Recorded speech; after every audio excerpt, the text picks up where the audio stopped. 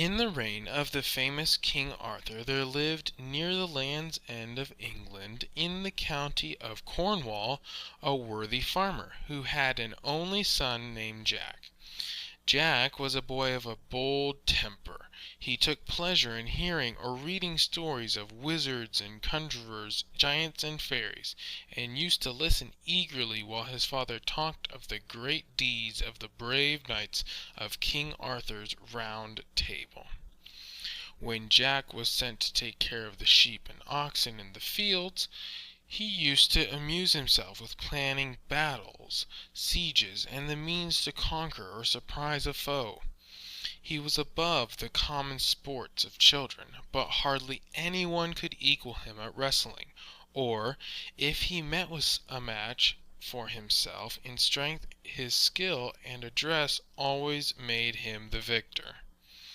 In those days there lived on St. Michael's Mount of Cornwall, which rises out of the sea at some distance from the mainland, a huge giant.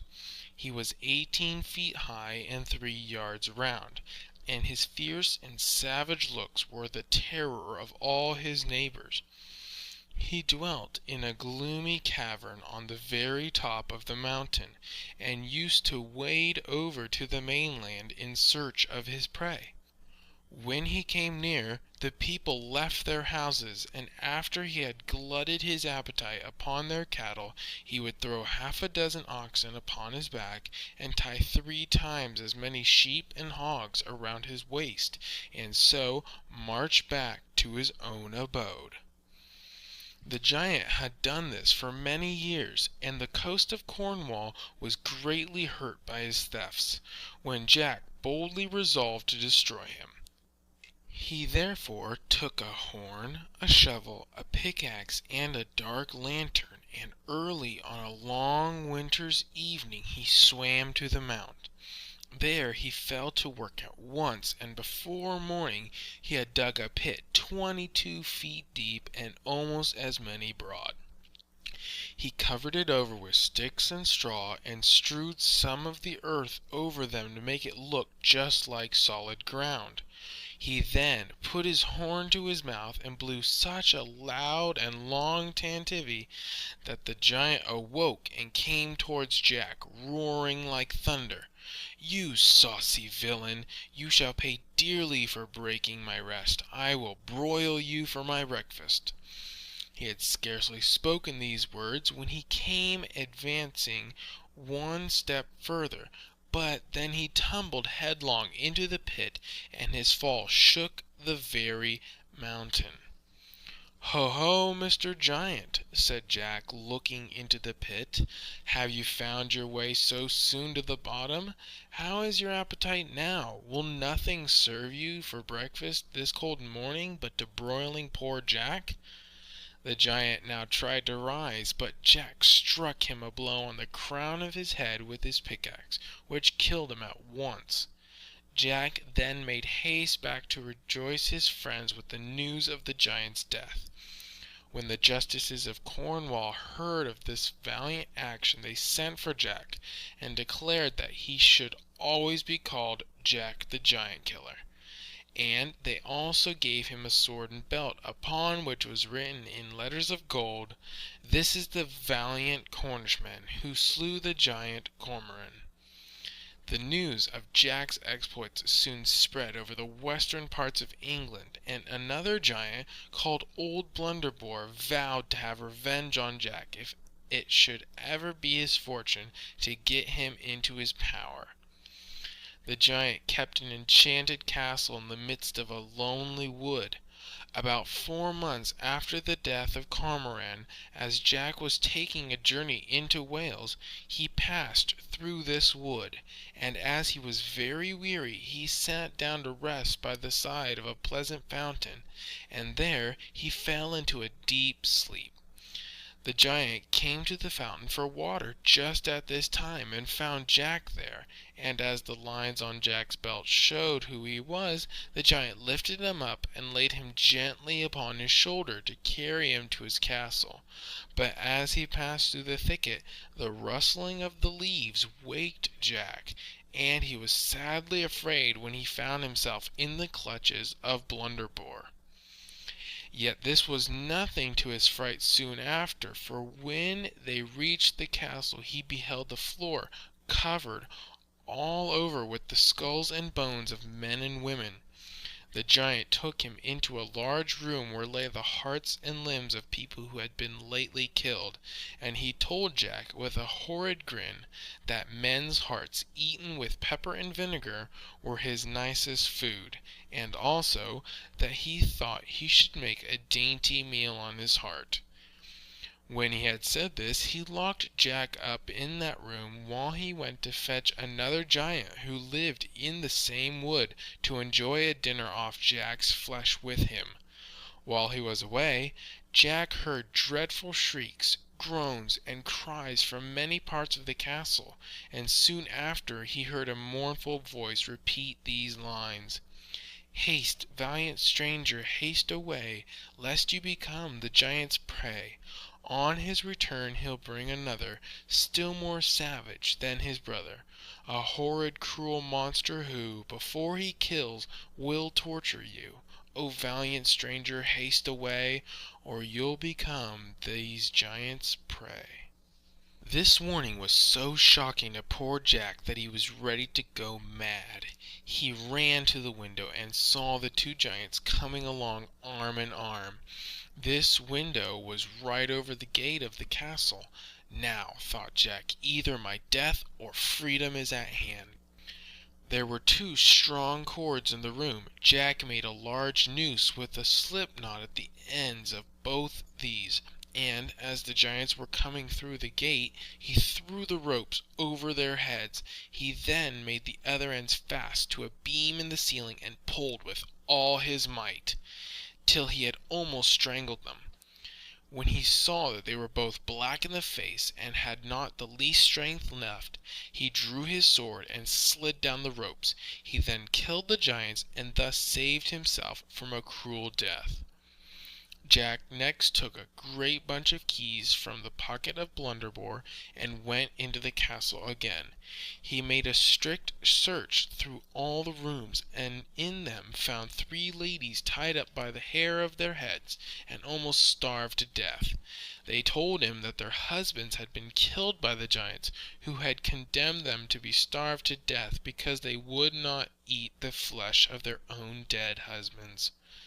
"Ladies," said Jack, "I have put an end to the monster and his wicked brother, and I give you this castle and all the riches it contains, to make you some amends for the dreadful pains you have felt." He then very politely gave them the keys of the castle and went further on his journey to Wales. As Jack had not taken any of the giant's riches for himself, and had very little money of his own, he thought it best to travel as fast as he could. At length he lost his way, and when night came on he was in a lonely valley between 2 lofty mountains. There he walked about for some hours without seeing any dwelling place, so he thought himself very lucky at last to find a large and handsome house. He went up to it boldly and knocked loudly at the gate, when, to his great terror and surprise, there came forth a monstrous giant with 2 heads. He spoke to Jack very civilly, for he was a Welsh giant, and all the mischief he did was by private and secret malice, under the show of friendship and kindness. Jack told him that he was a traveller who had lost his way, on which the huge monster made him welcome, and led him into a room where there was a good bed on which to pass the night. Jack took off his clothes quickly, but though he was so weary he could not go to sleep. Soon after this he heard the giant walking backward and forward in the next room, and saying to himself, "Though here you lodge with me this night, you shall not see the morning light. My club shall dash your brains out quite." "Say you so?" thought Jack. "Are these your tricks upon travellers? But I hope to prove as cunning as you." Then, getting out of bed, he groped about the room, and at last found a large thick billet of wood. He lay it in his own place on the bed, and hid himself in a dark corner of the room. In the middle of the night the giant came with his great club and struck many heavy blows on the bed, in the very place where Jack had laid the billet, and then he went back to his own room, thinking that he had broken all his bones. Early in the morning Jack put a bold face on the matter, and walked into the giant's room to thank him for his lodging. The giant started when he saw him, and began to stammer out, "Oh, dear me, is it you? Pray, how did you sleep last night? Did you hear or see anything in the dead of the night?" "Nothing worth speaking of," said Jack carelessly. "A rat, I believe, gave me 3 or 4 slaps with his tail, and disturbed me a little, but I soon went to sleep again." The giant wondered more and more at this, yet he did not answer a word, and went to bring 2 great bowls of hasty pudding for their breakfast. Jack wished to make the giant believe that he could eat as much as himself, so he contrived to button a leather bag inside his coat, and slipped the hasty pudding into this bag, while he seemed to put it into his mouth. When breakfast was over, he said to the giant, "Now I will show you a fine trick. I can cure all wounds with a touch. I could cut off my own head one minute, and the next put it sound again on my shoulders. You shall see an example." He then took hold of the knife, ripped open the leather bag, and all the hasty pudding tumbled out upon the floor. "Odds sputter o' nails!" cried the Welsh giant, who was ashamed to be outdone by such a little fellow as Jack. "Her can do that herself." So he snatched up the knife, plunged it into his stomach, and in a moment dropped down dead. As soon as Jack had thus tricked the Welsh monster, he went further on his journey, and a few days after he met with King Arthur's only son, who had got his father's leave to travel into Wales to deliver a beautiful lady from the power of a wicked magician, by whom she was held in enchantment.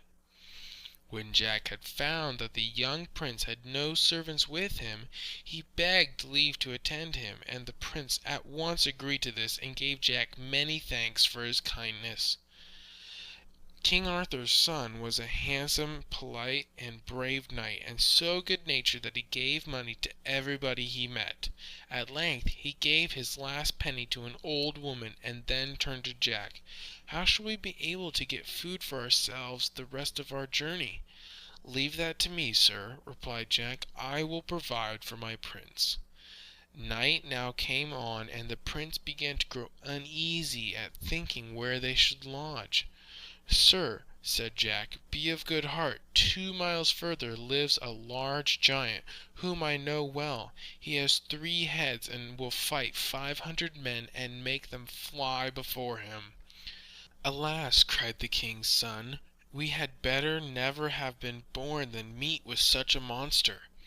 My lord, leave me to manage him, and wait here in quiet till I return." The prince now stayed behind, while Jack rode on at full speed, and when he came to the gates of the castle, he gave a loud knock. The giant, with a voice like thunder, roared out, "Who is there?" Jack made answer and said, "No one but your poor cousin Jack." "Well," said the giant, "what news, cousin Jack?" "Dear uncle," said Jack, "I have heavy news." "Pooh!" said the giant, "what heavy news can come to me? I am a giant with 3 heads, and can fight 500 men, and make them fly before me." "Alas!" said Jack, "here's the king's son come with 2,000 men to kill you, and to destroy the castle and all that you have." "Oh, cousin Jack," said the giant, "this is heavy news indeed. But I have a large cellar underground, where I will hide myself, and you shall lock, bolt, and bar me in, and keep the keys till the king's son is gone." Now when Jack had barred the giant fast in the vault, he went back and fetched the prince to the castle. They both made themselves merry with wine and other dainties that were in the house. So that night they rested very pleasantly, while the poor giant lay trembling and shaking with fear in the cellar underground. Early in the morning Jack gave the king's son gold and silver out of the giant's treasure, and accompanied him 3 miles forward on his journey. The prince then sent Jack back to let his uncle out of the hole, who asked him what he should give him as a reward for saving his castle. "Why, good uncle," said Jack, "I desire nothing but the old coat and cap, with the old rusty sword and slippers which are hanging at your bed's head." "Then," said the giant, "you shall have them, and pray keep them for my sake, for they are things of great use. The coat will keep you invisible, the cap will give you knowledge, the sword will cut through anything, and the shoes are of vast swiftness. They may be useful to you in all times of danger, so take them with all my heart." Jack gave many thanks to the giant, and then set off for the prince. When he had come up to the king's son, they soon arrived at the dwelling of the beautiful lady who was under the power of a wicked magician. She received the prince very politely, and made a noble feast for him.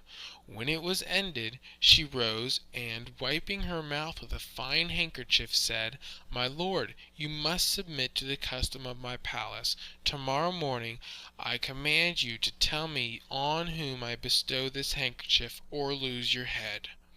She then left the room. The young prince went to bed very mournful, but Jack put on his cap of knowledge, which told him that the lady was forced, by the power of the enchantment, to meet the wicked magician every night in the middle of the forest. Jack now put on his coat of darkness and his shoes of swiftness, and was there before her. When the lady came, she gave the handkerchief to the magician. Jack, with his sword of sharpness, at one blow cut off his head. The enchantment was then ended in a moment, and the lady was restored to her former virtue and goodness. She was married to the prince on the next day, and soon after went back with her royal husband in a great company to the court of King Arthur, where they were received with loud and joyful welcomes. And the valiant hero Jack, for many exploits he had done for the good of his country, was made one of the knights of the Round Table. As Jack had been so lucky in all his adventures, he resolved not to be idle for the future, but still to do what service he could for the honor of the king and the nation. He therefore humbly begged his majesty to furnish him with a horse and money, that he might travel in search of new and strange exploits. "For," he said to the king, "there are many giants yet living in the remote parts of Wales, to the great terror and distress of your majesty's subjects. Therefore, if it please you, sir, to favour me in my design, I will soon rid your kingdom of these giants and monsters in human shape." Now when the king heard this offer, he began to think of the cruel deeds of the bloodthirsty giants and savage monsters. He gave Jack everything proper for such a journey. After this, Jack took leave of the giant, the prince, and all the knights, and set off, after taking with him his cap of knowledge, his sword of sharpness, his shoes of swiftness, and his invisible coat, the better to perform the great exploits that might fall in his way. He went along over hills and mountains, and on the third day he came to a wide forest. He had hardly entered it, when on a sudden he heard dreadful shrieks and cries, and, forcing his way through the trees, saw a monstrous giant dragging along by the hair of their heads a handsome knight and a beautiful lady. Their tears and cries melted the heart of honest Jack. He alighted from his horse, and, tying him to an oak tree, put on his invisible coat, under which he carried his sword of sharpness. When he came up to the giant, he made several strokes at him, but could not reach his body on account of the enormous height of the terrible creature. But he wounded his thighs in several places, and at length put both hands to his sword, and aiming with all his might, he cut off both the giant's legs just below the garter, and the trunk of his body, tumbling to the ground, made not only the tree shake, but the earth itself tremble with the force of his fall. Then Jack, setting his foot upon his neck, exclaimed, "Thou barbarous and savage wretch, behold, I come to execute upon thee the just reward for all thy crimes," and instantly plunged his sword into the giant's body. The huge monster gave a groan and yielded up his life into the hands of the victorious Jack the Giant Killer, while the noble knight and the virtuous lady were both joyful spectators of his sudden death. They not only returned Jack hearty thanks for their deliverance, but also invited him to their house to refresh himself after his dreadful encounter, as likewise to receive a reward for his good services. "No," said Jack, "I cannot be at ease till I find out the den that was the monster's habitation." The knight, on hearing this, grew very sorrowful, and replied, "Noble stranger, this is too much to run a second hazard. This monster lives in a den under yonder mountain with a brother of his more fierce and cruel than himself. Therefore, if you should go thither and perish in the attempt, it would be a heart-breaking thing to my lady and myself. So let me persuade you to go back with us and desist from any further pursuit." "Nay," answered Jack, "if there be another, even if there were 20, I would shed the last drop of blood in my body before one of them should escape. When I have finished this task, I will come and pay my respects." So, when they had told him where to find them again, he got on his horse and went after the dead giant's brother.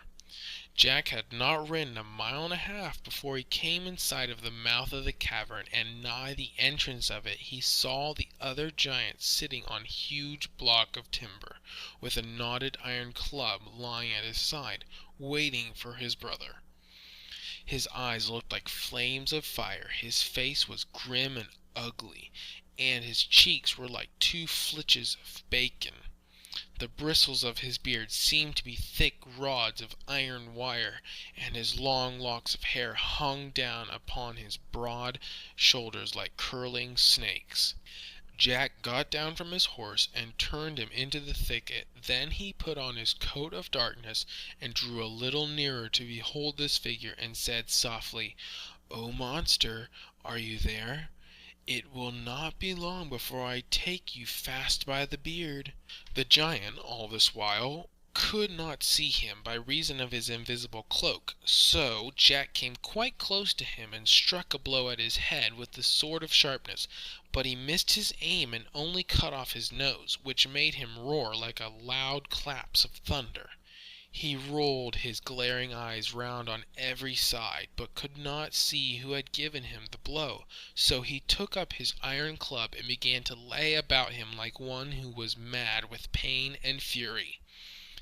"Nay," said Jack, "if this be the case, I will kill you at once." So saying, he slipped nimbly behind him and jumped upon the block of timber. As the giant rose from it, he stabbed him in the back, when, after a few howls, he dropped down dead. Jack cut off his head and sent it with the head of his brother to King Arthur by a wagon which he had hired for that purpose. When Jack had thus killed these two monsters, he went into their cave in search of their treasure. He passed through many turnings and windings, which led him to a room paved with freestone. At the end of it was a boiling cauldron, and on the right hand stood a large table where the giants used to dine. He then came to a window that was secured with iron bars, through which he saw a number of wretched captives, who cried out when they saw Jack, "Alas, alas, young man, you are come to be one among us in this horrid den." "I hope," said Jack, "you will not stay here long, but pray tell me what is the meaning of your being here at all?" "Alas," said one poor old man, "I will tell you, sir. We are persons that have been taken by the giants who hold this cave, and are kept till they choose to have a feast. Then one of us is to be killed and cooked to please their taste. It is not long since they took 3 for the same purpose." "Well," said Jack, "I have given them such a dinner that it will be a long time before they have any more." The captives were amazed at his words. "You may believe me," said Jack, "for I have killed them both with the edge of this sword, and have sent their large heads to the court of King Arthur as marks of my great success." To show that what he said was true, he unlocked the gate and set the captives free. He then led them to the great room, placed them around the table, and placed before them 2 quarters of beef with bread and wine, upon which they feasted their fill. When supper was over, they searched the giant's coffers, and Jack divided among them all the treasures. The next morning they set off to their homes, and Jack to the knight's house, whom he had left with his lady not long before. He was received with the greatest joy by the thankful knight and his lady, who, in honor of Jack's exploits, gave a grand feast, to which all the nobles and gentry were invited.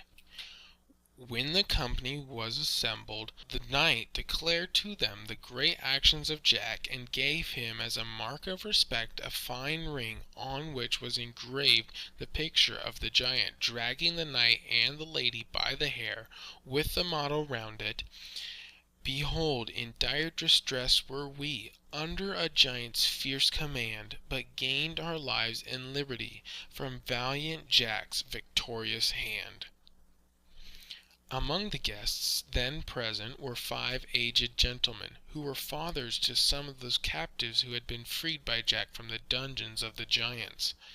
As soon as they heard that he was the person who had done such wonders, they pressed round him with tears of joy, to return him thanks for the happiness that he had caused them.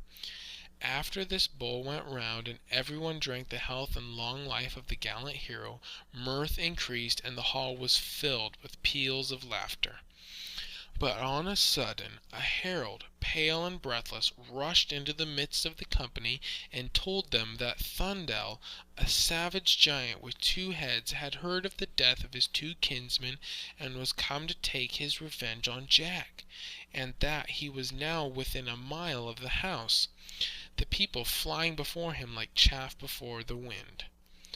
At this news the very boldest of the guests trembled, but Jack drew his sword and said, "Let him come, I have a rod for him also. Pray, ladies and gentlemen, do me the favor to walk into the garden, and you shall soon behold the giant's defeat and death." To this they all agreed, and heartily wished him success in his dangerous attempt. The knight's house stood in the middle of a moat 30 feet deep and 20 wide, over which lay a drawbridge. Jack set men to work to cut the bridge on both sides almost to the middle, and then dressed himself in his cloak of darkness, and went against the giant with his sword of sharpness. As he came close to him, though the giant could not see him for his invisible coat, yet he found some danger was near, which made him cry out, "Fa, fe, fi, fo, fum! I smell the blood of an Englishman. Let him be alive, or let him be dead, I'll grind his bones to make my bread." "Say you so, my friend?" said Jack. "You are a monstrous miller indeed." "Art thou," cried the giant, "the villain that killed my kinsman? Then I will tear thee with my teeth, and grind thy bones to powder." "You must catch me first," said Jack, and throwing off his coat of darkness and putting on his shoes of swiftness, he began to run, the giant following him like a walking castle, making the earth shake at every step. Jack led him round and round the walls of the house, that the company might see the monster. Then, to finish the work, he ran over the drawbridge, the giant going after him with his club. But when he came to the middle, where the bridge had been cut on both sides, the great weight of his body made it break, and he tumbled into the water, where he rolled about like a large whale. Jack now stood by the side of the moat and laughed and jeered at him, saying, "I think you told me that you would grind my bones to powder. When will you begin?"